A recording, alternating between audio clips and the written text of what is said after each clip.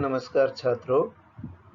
आज power generation विषय के दूसरे चैप्टर थर्मल पावर प्लांट्स में मेथड्स ऑफ कोल हैंडलिंग के बारे में पढ़ेंगे।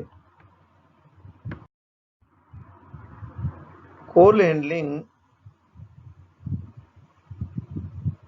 कोल बेस्ड थर्मल पावर प्लांट्स होते हैं, उसमें शुरुआती प्रक्रम होता है। Coal handling plant, thermal power plant जो होता है उसका कार्य होता है कोल को रिसीव करना, उसका प्रोसेसिंग करना, उसे स्टोर करना और कोल बंकर्स में फीड करना। ये सब कार्य थर्मल पावर प्लांट की पूरे लाइफ साइकिल के दौरान कर सके, ऐसा सिस्टम हमें कोल हैंडलिंग के लिए करना होता है। कोल थर्मल पावर स्टेशन पर खदानों से रेलवे, रोडवे या रोपवे के द्वारा ट्रांसपोर्ट किया जाता है। कोल डिलीवरी इक्विपमेंट प्लांट के मेजर कंपोनेंट्स में से एक होता है और इसकी कॉस्ट काफ़ी होती है। कोल हैंडलिंग के अंदर बहुत सारे स्टेप्स इन्वॉल्व होते हैं, जिनमें सबसे पहले प्लांट में कोल डिलीवरी, जिसके लिए मैंने जैसा अभी बताया कि आप रेलवे, रोडवे या रोपवे के द्वारा खदानों से होती है। फिर उसकी अनलोडिंग के पश्चात कोल प्रिपरेशन के पश्चात transfer, outdoor storage, covered storage, in plant handling, weighing and measuring, feeding the coal into the furnace। ये सारे स्टेप्स कोल हैंडलिंग में इन्वॉल्व होते हैं। अभी हमने जिन स्टेप्स की चर्चा करी उन्हीं को हमने एक फ्लो चार्ट के द्वारा बताया है। Coal delivery, unloading, preparation, transfer, outdoor storage, covered storage, in plant handling, weighing and measuring, furnace firing।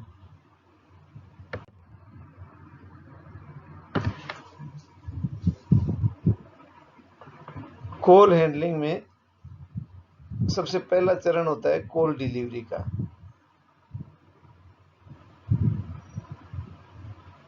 Coal from the supply point, यानी खदानों से जहाज अथवा नाव से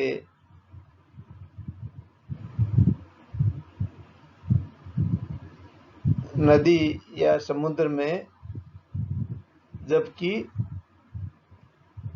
सप्लाई पॉइंट अगर नदी और समुद्र के नज़दीक है तो हम जहाज और नाव से पावर स्टेशन तक पहुंचाते हैं, यदि पावर स्टेशन सी और रिवर के नज़दीक हो तो। नहीं तो रेल और ट्रक के द्वारा पहुंचाते हैं।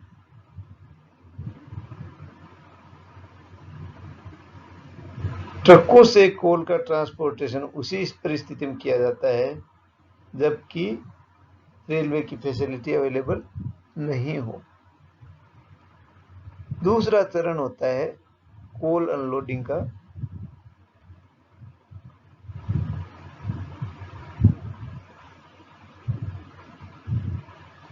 कोल अनलोडिंग के लिए किस तरह का इक्विपमेंट हमें काम में लेना है, ये इस बात पर निर्भर करेगा कि पावर स्टेशन पे कोल किस माध्यम से रिसीव किया जा रहा है।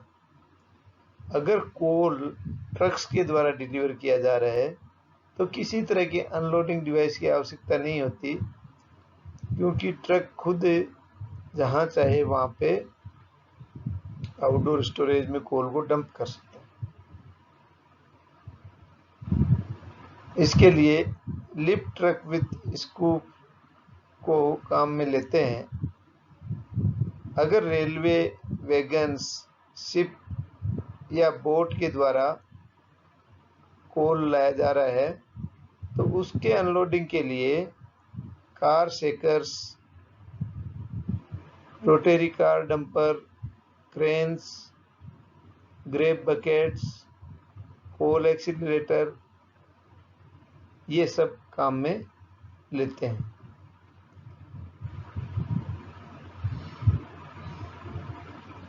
रोटरी कार डंपर्स हालांकि कॉस्टली होते हैं, लेकिन क्लोज वैगन्स को खाली करने में बहुत दक्ष होते हैं और इफिशिएंट होते हैं। तीसरा चरण है प्रिपेरेशन। जब कोल पावर स्टेशन पे डिलीवर किया जाता है तो ये बिग लंप्स में होता है, बड़े बड़े ढेले के रूप में होता है, और ये प्रॉपर साइज का नहीं होता है, इसलिए इसे हम प्रॉपर साइजिंग करते हैं। और ये कार्य प्रेशर, ब्रेकर्स, साइजर्स, ड्रायर्स और मैग्नेटिक सेपरेटर्स के द्वारा किया जाता है।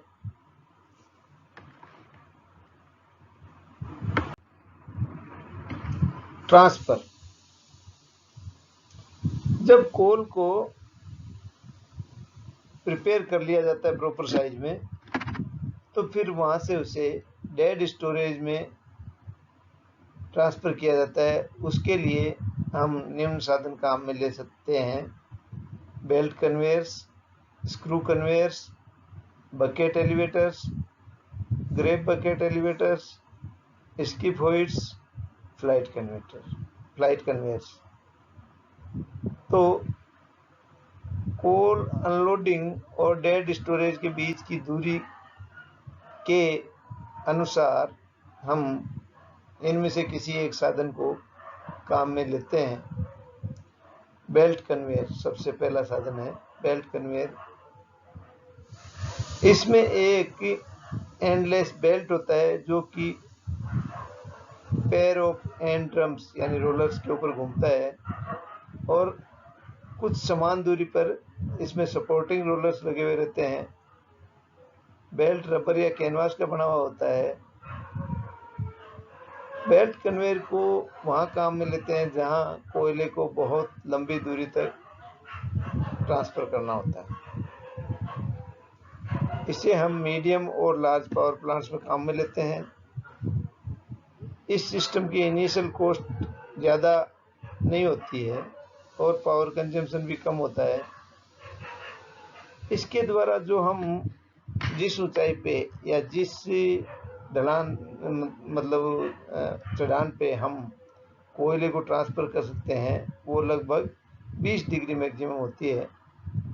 बेल्ट कन्वेयर की एवरेज स्पीड 200 से 300 आरपीएम है, और इस कन्वेयर को दूसरे कन्वेयर के मुकाबले प्रेफर किया जाता है। चित्र में बेल्ट कन्वेयर दिखाया गया है। इसका ऑपरेशन स्मूथ और क्लीन होता है। इसमें हमें कम पावर की आवश्यकता होती है। इसके द्वारा हम ज़्यादा क्वांटिटी में कोल को कंटिन्यूसली डिस्चार्ज कर सकते हैं और मटेरियल को मॉडरेट इंक्लाइन पर भी ट्रांसफर कर सकते हैं। इस चित्र में दूसरी ट्रांसफर डिवाइस बताई गई है जिसे स्क्रू कन्वेयर कहते हैं। इसमें स्क्रू होता है, एक साइड से कोल इनलेट होता है और दूसरे एंड पे डिस्चार्ज होता है। स्क्रू जब रोटेट करता है तो कोल फीडिंग एंड से डिस्चार्ज एंड पे ट्रांसफर होता है।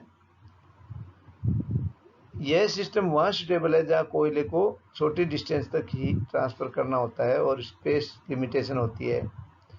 इस सिस्टम की इनिशियल कॉस्ट कम होती है, लेकिन इसका पावर कंजम्पशन ज़्यादा होता है और इसमें स्क्रू का वियर भी ज़्यादा होता है। ये 75 से 125 आरपीएम पे रन करता है।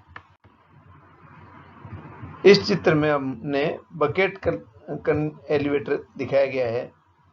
जैसे रेत के द्वारा हम पानी निकालते हैं, इसी प्रकार कोयले के ढेर में ये बकेट चलती हैं और ये एक फिक्स चेन पे फिक्स्ड रहती हैं और चेन दो व्हील्स के ऊपर मूव करती है।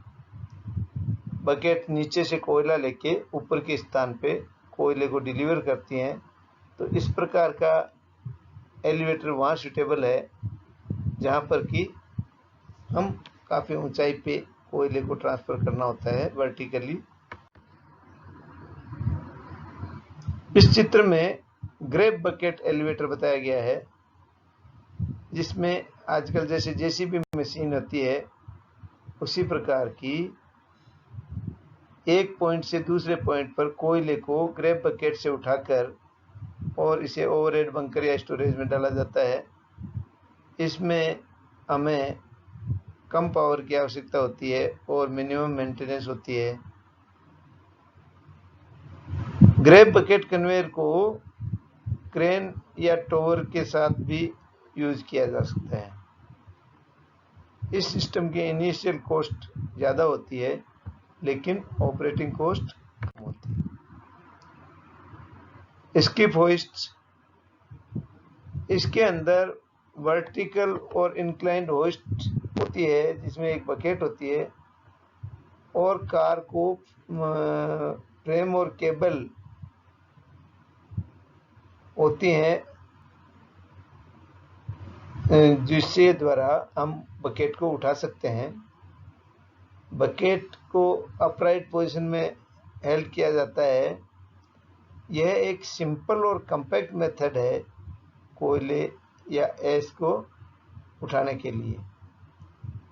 इसको हम अगली स्लाइड में इसका चित्र देखेंगे। दूसरा फ्लाइट कन्वेयर होता है। इसमें एक या दो चेन स्ट्रैंड होते हैं जिसमें स्क्रैपर्स लगे हुए होते हैं। ये स्क्रैपर्स कोयले को आगे स्क्रैप करके ले जाते हैं। कोयला ट्रफ के बॉटम में डिस्चार्ज होता है। यह फर्स्ट कॉस्ट में कम होता है लेकिन इसमें एनर्जी कंजम्पशन ज़्यादा है। इसमें भी वियर बहुत ज़्यादा होती है। स्किप होइस्ट और बकेट कन्वेयर कोयले को वर्टिकली लिफ्ट कर सकते हैं, जबकि बेल्ट एंड फ्लाइट कन्वेयर कोयले को हॉरिजॉन्टली या इंक्लाइनली ले जाने में ज़्यादा हेल्पफुल होते हैं। चित्र में आप स्किप होइस्ट देख रहे हैं जिसमें यहाँ पे ये होइस्ट लगी हुई होती है। इसमें कोयला डल के और ऊंचा उठाया जा सकता है। और दूसरे में फ्लाइट कन्वेयर दिखाया गया है।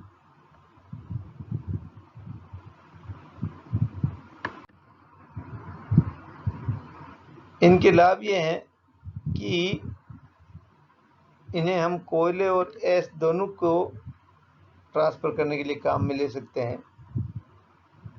कन्वेयर की स्पीड इजीली रेगुलेट हो जाती है।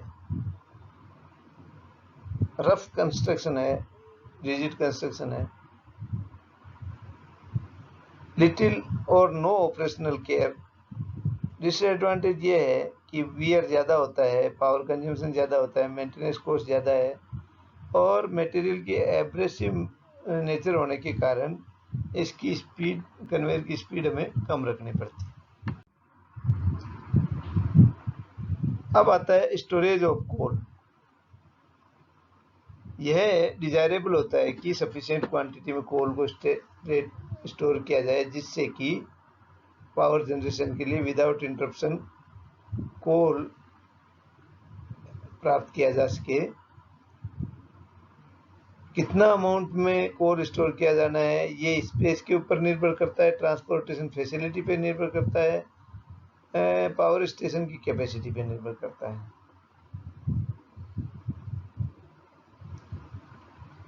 लंबे समय तक कोल स्टोरेज करना एडवांटेजेस नहीं है क्योंकि कोल की डिटोरेशन समय के साथ होता है। पावर स्टेशन में जो कोल रिसीव किया जाता है उसे सबसे पहले डेड स्टोरेज में स्टोर किया जाता है और इसे ग्राउंड पर डायरेक्टली ढेर लगाया जाता है। कोल जो है बर्निंग की टेंडेंसी रखता है, इसलिए इसमें कोल जो है स्पॉन्टेनियसली इग्नाइट हो सकता है। इसे अवॉइड करने के लिए कोल को इस प्रकार ढेर लगाया जाता है कि उसके अंदर से ऑक्सीजन का प्रवाह नहीं हो, थिक और कम्पैक्ट लेयर ऑफ कोल रखी जाती है। इससे कोयले और ऑक्सीजन में रिएक्शन मिनिमम रहती है। दूसरा अल्टरनेटिव ये होता है कि लेयर्स ऑफ कोल के बीच में से एयर को पास किया जाए, जिससे कि उसके अंदर जो रिएक्शन की हीट होती है उसे रिमूव किया जा सके और बर्निंग को रोका जा सके।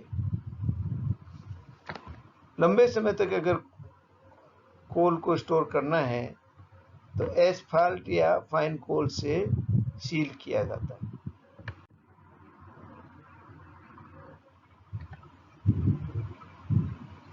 कोल को निम्न मेथड से स्टोर किया जा सकता है: stocking the coal in heaps, under water storage, plant handling from dead storage, the coal is brought to covered storage, live storage, bin और बंकर्स में कैसे लाया जाता है। इसके लिए भी बेल्ट कन्वेयर, स्क्रू कन्वेयर और बकेट कन्वेयर्स काम में ले सकते हैं। कोल वेइंग मेथड्स लास्ट आता है, जिसमें वे, लोरीज, हॉपर्स, ऑटोमेटिक स्केल्स को हम काम में लेते हैं। मैकेनिकल, न्यूमेटिक या इलेक्ट्रॉनिक मेथड से हम कोल को वे करते हैं।